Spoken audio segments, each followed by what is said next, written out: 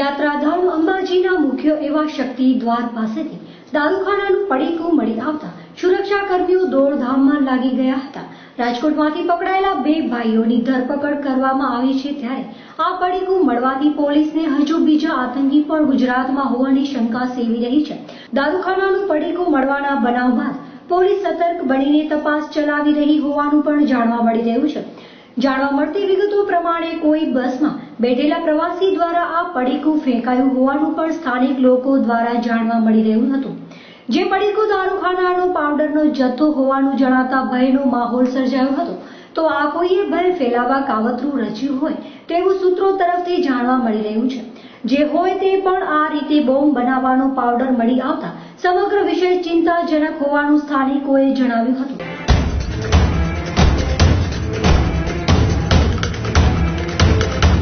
છેલ્લા ઘણા સમયથી ગધેડો બન્યો ચર્ચાનો વિષય। વન્ય પ્રાણીના પ્રેમીઓ તરફથી થયો વિરોધ। જોઈએ એક વિસ્તૃત અહેવાલ। કચ્છ, પાટણ અને બનાસકાંઠા એમ ત્રણેય જિલ્લામાં ગુડથર અભયારણ્યનો વિસ્તાર આવેલો છે। આ અભયારણ્યને રક્ષિત જાહેર કરવામાં પણ આવ્યું છે। તાજેતરમાં ખેતી કરી રહેલા સમાજસેવક એવા કનૈયાલાલ વિજયા શંકર રાજગુર દ્વારા ગુજરાતમાં આ મુદ્દે અપીલ પણ કરવામાં આવી હતી। સાંતલપુર રહેતા શ્રી રાજગુર દ્વારા થઈ રહેલા અન્યાય અને ગધેડા વિશે થયેલ અશોભનીય ટિપ્પણી બાબતે યોગ્ય કરવા માંગણી કરવામાં આવી છે। હાલમાં ચૂંટણીને લઈને પ્રાણી વિશે ઉછાળવામાં આવેલા આ મુદ્દાને ધ્યાને લેતા ગધેડા વિશે મનસ્વી ઉચ્ચારણો કરવામાં આવ્યા છે, જેના લીધે ખેડૂતો અને સમાજ સેવકોની લાગણી દુભાઈ રહી હોવાનું તેમણે તેમાં જણાવ્યું છે। મુખ્યમંત્રી દ્વારા થયેલ વિવાદી ટિપ્પણી બાબતે ગુજરાતનું અપમાન અને અનેક વન્ય પ્રાણી પ્રેમીઓની લાગણી દુભાવવા બદલ તેમની સામે શિક્ષાત્મક પગલાં લેવાની માંગ સાથે અરજી કરવામાં આવી છે।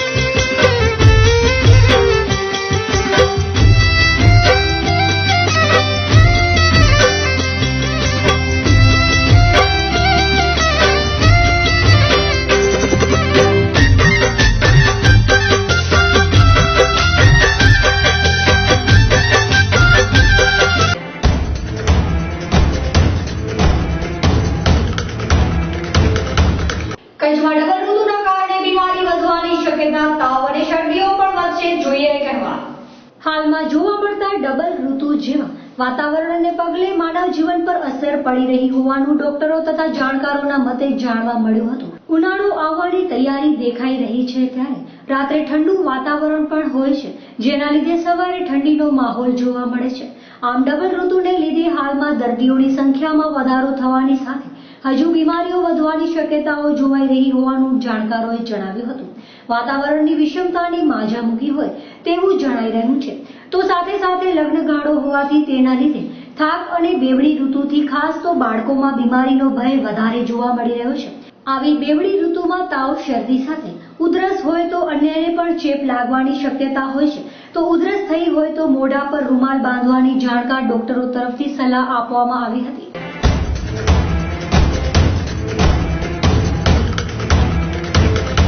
કચ્છના અનેક પરિવારો રામવાડી આશ્રમ અને ગોદાવરી આશ્રમ ખાતે ઉજવે છે મહાશિવરાત્રી. હાલમાં શિવરાત્રીની અનેક યાદો આપણા મનમાં ગોઠવાઈ ગઈ છે, પણ ઘણા એવા પણ પરિવારો છે જે વર્ષોથી કાયમના માટે શિવરાત્રી ઉજવવા જૂનાગઢના ભવનાથ મેળામાં પહોંચી જતા હોય છે અને ત્યાં થાય છે ભજન, ભોજન અને ભાવપૂર્ણ શિવરાત્રીની ઉજવણી. શિવરાત્રીના મેળા દરમિયાન ગોદડિયા આશ્રમ ખાતે પણ રાવટી લગાવવામાં આવે છે અને શરૂ થાય છે મેળા સાથે ભજન, ભોજનની ભાવની શરૂઆત. ગત શિવરાત્રીના ભવનાથ પહોંચેલા પરિવારોમાં કચ્છના પટેલ છાભૈયા પરિવાર પણ ત્યાં પહોંચીને માનવ સેવાની જ્યોત જલાવી હતી. આ પરિવાર વર્ષોથી સમર્થ રામદાસ બાપુ ગોદડિયા આશ્રમ સાથે સંકળાયેલો રહ્યો છે. ત્યાંના મહંત પણ પરિવાર તરફથી થતા ધાર્મિક કાર્યોમાં અચૂક હાજરી આપે છે. હાલમાં પૂજ્ય પતિત પાવનદાસ બાપુ દ્વારા લેવાયેલા શિવલિંગનું ગોદડિયા પરિવારની રાવટીમાં પૂજ્ય શૈલેષદાસ બાપુની પરમ કૃપાથી છાભૈયા પરિવારના સુપુત્ર શ્રી પ્રવીણભાઈ છાભૈયાના હસ્તે અભિષેક કરવામાં આવ્યો હતો, જેમાં છાભૈયા પરિવારના બાબુભાઈ છાભૈયા, મોગીબેન છાભૈયા, અનિલભાઈ છાભૈયા સહિતના કચ્છના સભ્યો જોડાયા હતા. સમગ્ર વ્યવસ્થા ગોદડિયા આશ્રમના મહંત અને ગોદડિયા પરિવાર દ્વારા કરવામાં આવી હતી.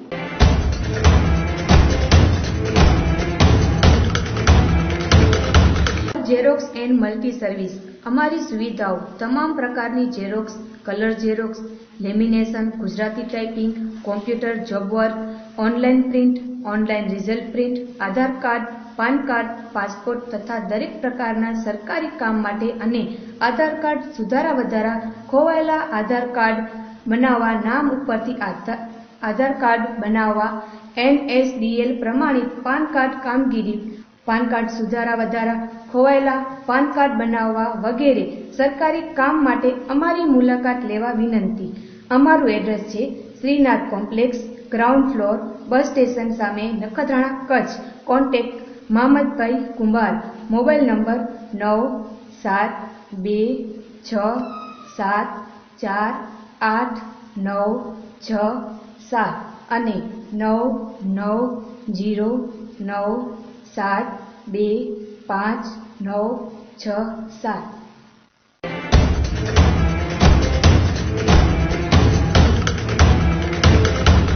આજે ભુજના ટાઉન ખાતે ધરણા કરી કેરળ રાજ્યમાં રાષ્ટ્રીય સંગઠનના કાર્યકર્તાઓની થઈ રહેલી હત્યાના વિરોધમાં રેલી યોજીને કચ્છ કલેક્ટરને આવેદનપત્ર અપાયું. આજે ભુજ ખાતે લોકતંત્ર રક્ષા મંચ કચ્છ દ્વારા કચ્છના કલેક્ટરને કેરળના કન્નૂર જિલ્લામાં RSS, બીજેપી તથા રાષ્ટ્રવાદી સંગઠનના કાર્યકર્તાઓની ક્રૂરતાપૂર્વક હત્યાઓ કરવામાં આવી રહી છે, જેમના મકાનો પર CPMના હમલાવર કાર્યકર્તાઓ દ્વારા વારંવાર હુમલાઓ થાય છે, જે અંગે હુમલાઓ પર ધ્યાન દોરવા સાથેની માંગણીઓ કરવામાં આવી હતી. અગાઉ પણ કેરળ રાજ્યમાં માર્કમિસ્ટ દ્વારા આતંકી હિંસાનો એક લાંબો ઇતિહાસ હોવાનું પણ જાણવા મળી રહ્યું છે. ગત વિધાનસભાની ચૂંટણી દરમિયાન હિંસક હુમલાઓનું પુનરાવર્તન થયું હોવાનું પણ તેમાં જણાવવામાં આવ્યું છે અને ખાસ કરીને LDF સરકારના સત્તામાં આવ્યા પછી હિંસા વધી રહી હોવાનો ઉલ્લેખ પણ કરવામાં આવ્યો છે અને પોલીસ દ્વારા પણ ભેદભાવપૂર્ણ વ્યવહાર થતો હોવાનું, પરિસ્થિતિથી વધારે તકલીફ થતી હોવાનો ઉલ્લેખ પણ કરવામાં આવ્યો છે. આપણા પ્રજાતાંત્રિક દેશમાં રાજનૈતિક દ્વેષથી ઉત્પન્ન થતી હિંસાના લીધે મજૂરો અને કારીગરોનું બહુમૂલ્ય જીવન ગુમાવવું પડી રહ્યું છે. તો મહામહિમ શ્રી રાષ્ટ્રપતિને અમારી લાગણી પહોંચાડીને બગડતી પરિસ્થિતિ પર કાબૂ લઈ ત્વરિત ઉચિત પગલાં ભરાય અને કેરળ રાજ્ય જે વાસ્તવમાં ઈશ્વરની ભૂમિ છે તે જ બની રહે તેવી માંગણી કરવામાં આવી હતી.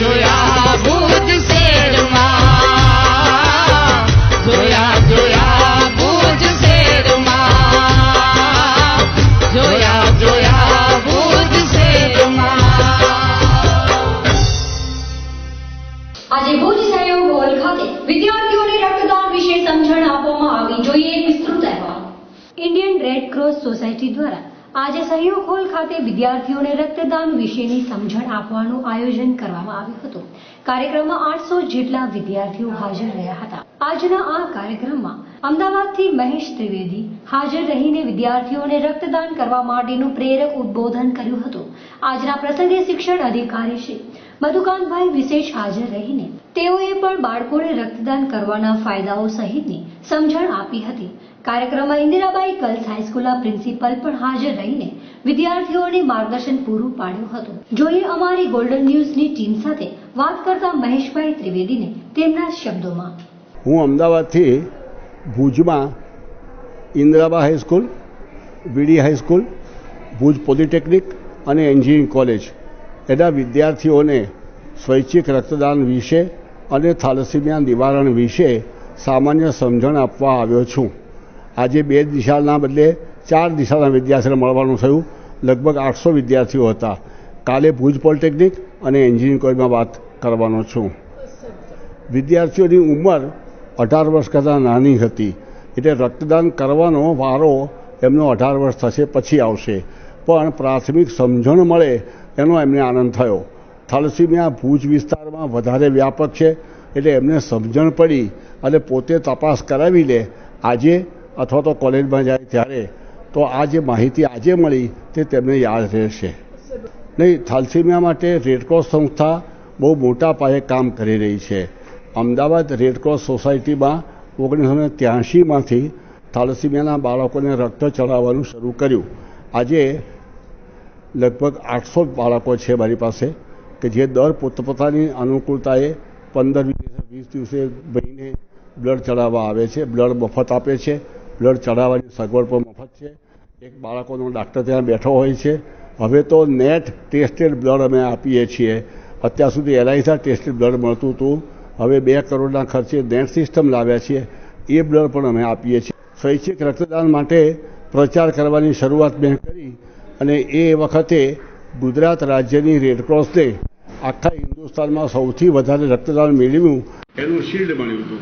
અને એ શિલ્ડ માટે જેને ફાળો આપ્યો હોય એમ ગણીને મને પણ સન્માન તરફથી થયું. આજે અમારા રેડક્રોસ સોસાયટીના માનનીય ડૉક્ટર મહેશભાઈ ત્રિવેદી જેઓ અમદાવાદથી આવે છે અને આજે આ સ્કૂલના બાળકોને અને વિદ્યાર્થીઓને રેડક્રોસ જે કાંઈ પ્રવૃત્તિ કરે છે એને માટે માહિતગાર આપવાના છે અને સાથે સાથે બ્લડ ડોનેશન અને બ્લડ ટ્રાન્સમિશન માટેનું અને થેલેસેમિયાનું એની પૂરતી માહિતી આજે બધાને પૂરી પાડશે.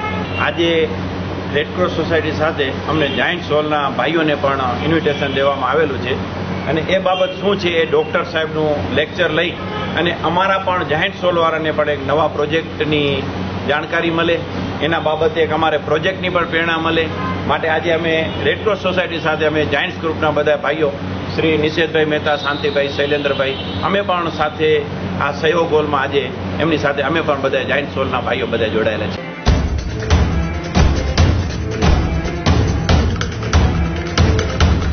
એનએસએસમાં જોડાઈ કન્યાઓએ કરેલા કાર્ય બદલ આજે વિદ્યાર્થીનીઓને પ્રમાણપત્ર આપવાનું ઇન્દિરાબાઈ ગર્લ્સ હાઈસ્કૂલ ખાતે આયોજન કરવામાં આવ્યું હતું. અમદાવાદથી ઉપસ્થિત રહેલા મહેશભાઈ ત્રિવેદીના હસ્તે વિદ્યાર્થીઓને શ્રેષ્ઠ કામગીરી બદલ પ્રમાણપત્ર આપવામાં આવ્યા હતા. અમારી ટીમ સાથે વાત કરતા ઇન્દિરાબાઈ ગર્લ્સ હાઈસ્કૂલના વિદ્યાર્થીની કાજલબા જાડેજાને સાંભળીએ તેમના શબ્દોમાં. અમે 11મા ધોરણમાં આખા વર્ષ દરમિયાન એનએસએસની પ્રવૃત્તિમાં જોડાયા હતા. તેના બદલ આ વર્ષે અમને સર્ટિફિકેટ આપવામાં આવ્યું છે.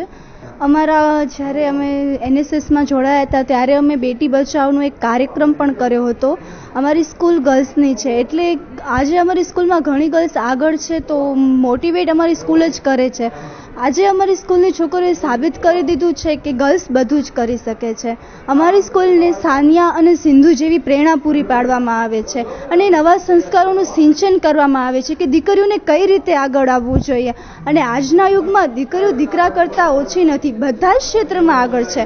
પછી ડૉક્ટર હોય, એન્જિનિયર હોય, પાયલોટ હોય કે આર્મીનું ક્ષેત્ર હોય, આજે તમામ દીકરીઓ તમામ ક્ષેત્રો પર આગળ છે. અને એક વડાપ્રધાન અને રાષ્ટ્રપતિ જેવા ઉચ્ચ હોદ્દાઓ પણ નારીઓ બિરાજમાન છે.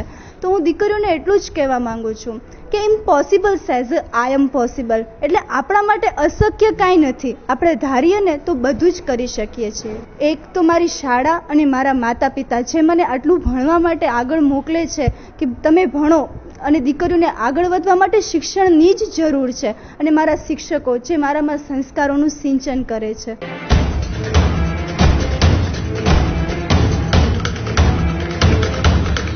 આજે ભુજમાં યુવા કોંગ્રેસ દ્વારા મહિલા સ્વાભિમાન યુવા આક્રોશ રેલીનું આયોજન કરવામાં આવ્યું.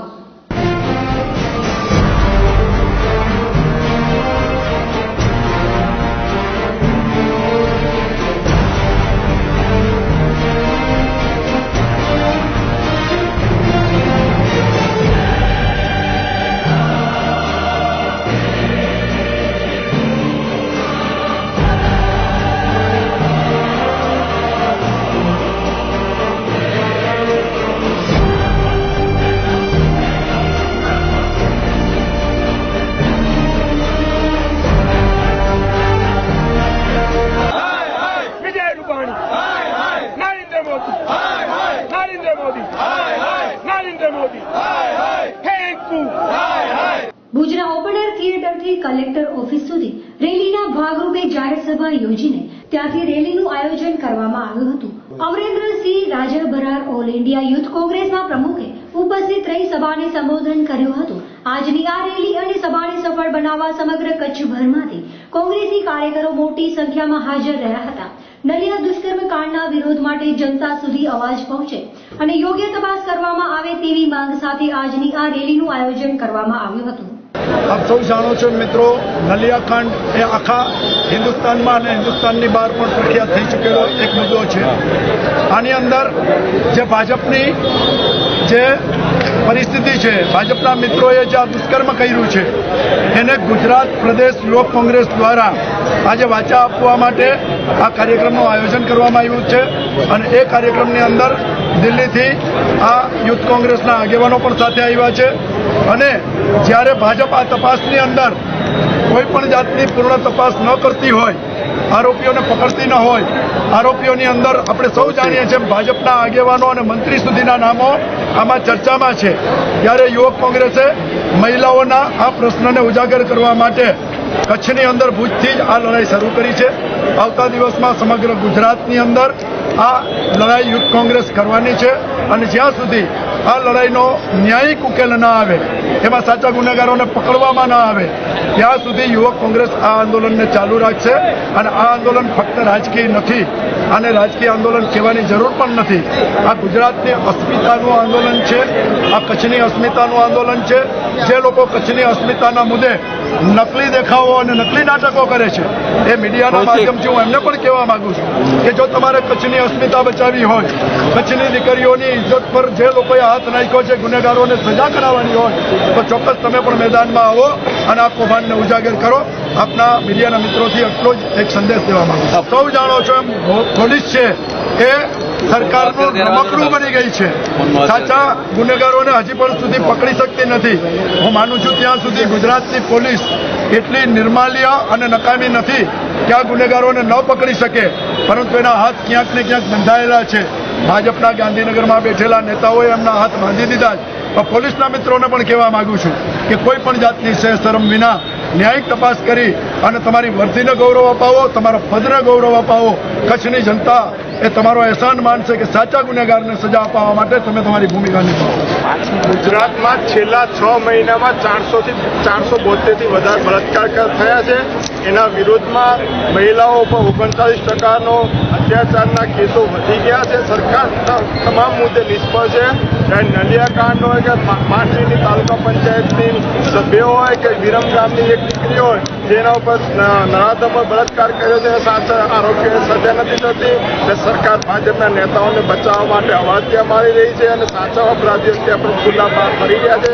જ્યાં સુધી આ લોકોને સજા નહીં થાય ત્યાં સુધી યુવક કોંગ્રેસ ગુજરાતમાં કલેક્ટર ઓફિસો ઉપર, તાલુકા પંચાયતો ઉપર અને મામલતદાર ઓફિસરો વિરોધ પ્રદર્શન કરી સમગ્ર ગુજરાતમાં વિધાનસભા પર વિરોધ પ્રદર્શન કરશે. મારી માંગ છે કે જે તપાસ પંચ નિભાવવું જોઈએ હજુ સુધી નિભાયેલું નથી, અને તમામ આરોપીઓનો નાર્કો ટેસ્ટ થાય તો આમાં ખ્યાલ આવે કે ભાજપના કયા કયા નેતા આમાં સામેલ હતા, અને સરકાર અને પોલીસ કોને બચાવી રહી એના નામ પણ બહાર આવી જાય.